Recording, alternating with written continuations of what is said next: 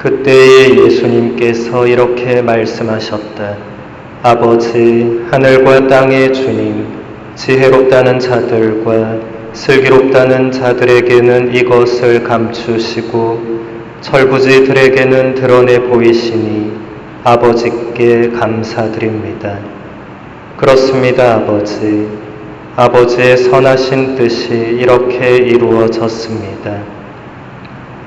나의 아버지께서는 모든 것을 나에게 넘겨주셨다. 그래서 아버지 외에는 아무도 아들을 알지 못한다. 또 아들 외에는, 그리고 그가 아버지를 드러내 보여주려는 사람 외에는 아무도 아버지를 알지 못한다. 주님의 말씀입니다. 그리스도님 찬양합니다. 참 예수님. 네, 용소막 성당 교우님들 모두 반갑습니다. 그렇게 반가워하지 않는 것 같네요. 아까 소개받은 장재명 신부입니다. 부산교구 소속이고 지금 미국 뉴저지에서 교포 사목을 하고 있습니다. 휴가 중에 용소막 성당을 들르게 되었는데 아까 신부님께서 말씀하신 대로 우리 신부님 부임하시고 나서 얼마 지나지 않았을 때 제가 한번 왔었어요. 근데 그때 저만 온 게 아니고 여러 신부님들이 같이 떼거제로 왔어요. 미사도 다 같이 했어요. 그래서 아마 여러분들이 기억을 못 하실 것이다. 그때 4명이 한꺼번에 미사를 했어요. 어떻게 기억을 하겠습니까? 우리가 어제부터 기억이 안 나는데. 그래서 다시 온 건 아니고 우리 안드레아 신부님과는 로마에서 함께 공부를 하면서 이렇게 지냈던 인연으로 계속 이렇게 함께 하게 되는 것 같습니다.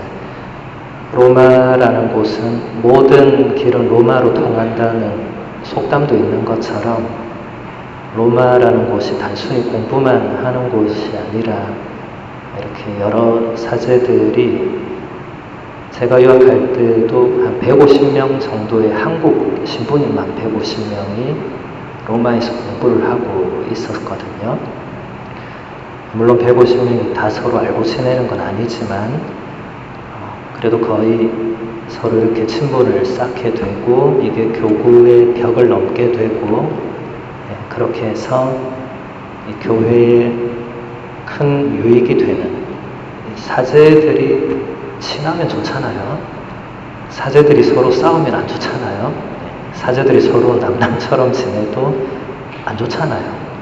교구가 다르다고 옆집 아저씨처럼 대해도 안 좋잖아요. 근데 로마가 이제 그런 것들을 이렇게 많이 허물어주는 그런 역할을 하지 않았나. 또 군대를 다녀오신 형제님들은 아시겠지만 군대 갔다 오면 전우애라는 게 발생해요. 그게 뭐냐면 같이 고생을 같이 했기 때문에 뭔가 끈끈한 뭔가가 발생해요. 말로 설명할 수 없는 그 무언가가 발생합니다. 로마도 마찬가지인 것 같아요. 거기서 다 같이 고생을 하기 때문에 말로 표현할 수 없는 전우에 비슷한 것, 그런 게 형성이 됩니다. 이것은 다른 누군가가 공유할 수 없죠. 그 시간에 로마에 있었던 분들만이 공유할 수 있는 특별한 어떤 우정이 아닌가. 그래서 아주 좋은 것 같습니다. 우리가 살아가면서 좋은 친구가 한 명만 있어도 든든하고 힘이 되잖아요. 우리의 가장 좋은 친구는 물론 예수님이 계시지만 예수님 주특기가 침묵이잖아요. 말을 안 하잖아요. 근데 옆에 친구는 나도 떠들고 너도 떠들고 같이 떠들다 보면 뭔가 스트레스도 해소되고 그 떠드는 그 안에서 예수님의 어떤 메시지도 발견하게 되는 좋은 친구는 굉장히 중요합니다. 우리 사제들도 교구를 넘어서는 가톨릭 교회라는 말이 가톨릭이 보편적이라는 말이에요. 보편적이란 건 너네 교구, 우리 교구 이런 게 아니고 우리는 다 한 형제 자매다. 프란치스코 교황님 회칙 이름처럼 모든 형제들 모두가 한 형제다. 그래서 제가 이렇게 오는 것 같습니다. 어제 여기까지 오는데 죽을 뻔했어요. 비가 억수같이 내리는데 내가 이 빗길을 뚫고 왜 원주까지 가야 되나 이 생각을 중간에 휴게소에서 쉴 때마다 생각을 했습니다. 지금이라도 유턴을 해야 되나 가야 되나. 비가 너무 오니까 앞이 안 보이니까 죽을 수도 있으니까 죽으면 안 되잖아요. 지금 당장. 그래도 이렇게 하느님께서 무사히 올 수 있게 해주시고 또 이렇게 미사를 통해서 여러분들을 만나게 해주셔서 감사하게 생각합니다. 사제는 미사를 신자들과 함께 드릴 때 본인의 정체성을 가장 깊이 인지합니다. 로마의 유학 사제들이 힘든 이유 중에 하나는 신자가 없어요. 유학을 하니까 그냥 자기 혼자 미사를 해야 되고 자기 혼자 공부를 해야 되고 물론 인생은 다 혼자다 이렇게 말하지만 그렇게 말하는 거랑 진짜 나 혼자 있는 거랑은 좀 다른 문제죠. 지금은 주님께서 여러분과 함께하면 여러분이 대답을 하잖아요. 로마에서 주님께서 여러분과 함께하면 아무도 대답을 안 해요. 누가 해야 됩니까? 내가 다시 해야 되는 거예요. 미사인지 혼자 쇼하는 건지 모를 때도 많은데 이렇게 신자들이 함께 있는 것은 굉장한 축복입니다. 제가 지금 있는 미국 성당도 신자가 별로 없어요. 평일에 미사를 저 혼자 합니다. 아무도 없어요, 사람이. 로마의 시즌2라는 생각을 합니다. 또 혼자 미사를 하니까 혼자 미사를 드리면 좋은 것도 있고 안 좋은 것도 있어요. 좋은 것은 이렇게 강론을 안 해도 되는 게 정말 좋습니다. 신부는 강론 없으면 살만하다 그래요, 다들. 강론 때문에 죽을 지경이죠. 돌아서면 강론을 준비해야 되니까 돌아서는 게 두렵다고 말합니다. 근데 안 돌아설 수가 없잖아요. 내일 강론을 또 적어야 되죠.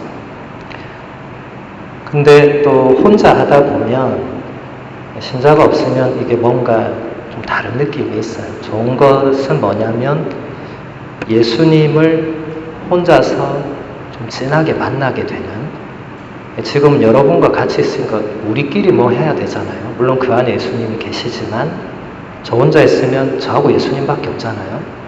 그러니까 또 뭔가 다른 교감이 있습니다. 여러분들이 성체조배 하실 때 느끼는 그런 교감, 나와 예수님과 어떤 단둘의 그 시간, 뭐 특별한 대화는 별로 없겠지만 제가 얘기했듯이 그분의 주특기가 침묵이기 때문에 별 말씀 안 하잖아요.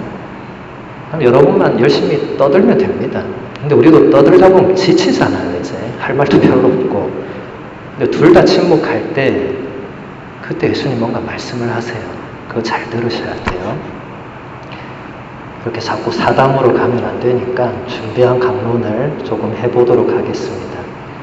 오늘 독서 말씀에서 우리는 하느님께서 불타는 떨기나무를 통해 모세를 부르시고 그에게 소명을 주시는 이야기를 들었습니다. 모세는 이집트 왕궁에서 공주님의 양아들로 살았습니다. 그러니까 왕자죠.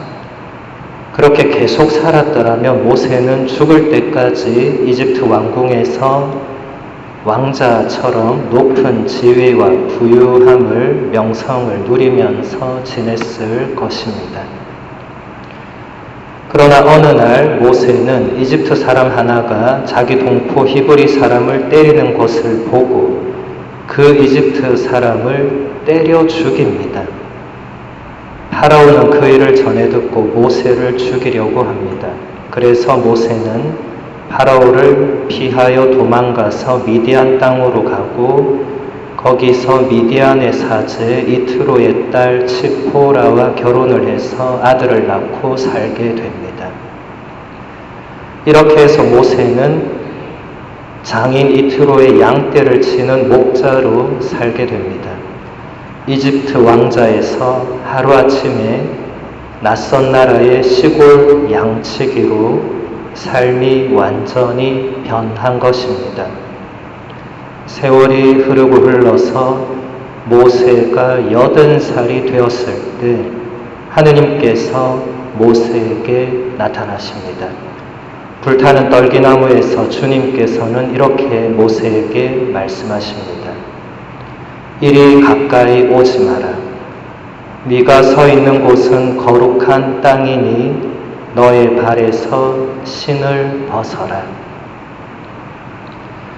불타는 떨기나무와 하느님의 이 말씀은 여러 가지 해석을 가능하게 해줍니다. 우리 안드레아 신부님께서 성경 전문가시니까 그 해석은 신부님께 잘 들으시면 될 것 같고, 저는 안셀름 그린 신부님이라고 아마 다 한 번은 들어보셨을 건데 요즘 제일 책 많이 쓰시는 독일 수사 신부님 있어요. 그분이 아주 옛날에 쓰신 책 중에 성서에서 만난 변화의 표징들이라는 책이 있습니다. 아주 좋은 책입니다. 읽어보시면 많은 도움이 될 것인데, 그 책에서 안셀름 그린 신부님이 이 떨기나무를 다음과 같이 해석을 합니다. 한번 읽어드리겠습니다. 불타는 떨기나무는 많은 사람들이 인생의 중년기에 맞게 되는 경험을 상징합니다. 그들은 자기들의 인생이 실패했으며 삶의 파편 위에 앉아 있다는, 그리고 모든 것이 무의미하며 허무하고 황량하다는 느낌을 가집니다. 그들은 많은 것을 간과해왔고 자기들이 원했던 여러 가지 삶에 대해서 무심하게 지나쳐 왔다는 것을 깨닫습니다. 하느님께서는 우리 안에 있는 황량함과 공허함, 좌절감과 소멸한 것, 간과하고 무시해 온 것, 상처 입고 다친 것을 당신 현존의 장소로 변화시켜 주십니다. 인생의 중년기의 위기에서 탄식하는 것 대신에 우리는 모세의 눈으로 그 안에서 하느님을 발견해야 할 것입니다. 내가 믿음의 눈으로 나 자신을 바라볼 때 나의 삶은 달라집니다. 모든 것은 저마다의 의미를 가지고 있습니다. 모든 것이 다 좋은 것이었습니다. 심지어 좌절과 위기, 억압조차도 그러합니다. 모든 것은 하느님에 의해서 변화될 수 있습니다. 압박과 질병도 그렇습니다. 하느님께서는 나의 상처에 빛을 비추고자 하십니다. 있는 그대로의 나를, 좌절한 채 아무런 쓸모없이 허무하게 메말라 버린 나를 하느님께서는 모세처럼 당신의 일꾼으로 부르시어 바로 그렇게 당신의 빛과 사랑의 증인으로 임명하시는 것입니다. 있는 그대로의 나를 비웠을 때 나는 하느님 안에 있고 하느님께서는 내 안에 계십니다. 영적인 삶이란 내가 모든 것 안에서 하느님의 흔적을 발견하는 데 있습니다. 바로 나의 상처 안에서도 그렇습니다. 나의 내면의 공허와 분열은 내가 그것에 맞서 싸우는 것을 중지하고 나 자신을 온전히 끊고 비워서 하느님께 내어 맡길 때 변화하게 됩니다.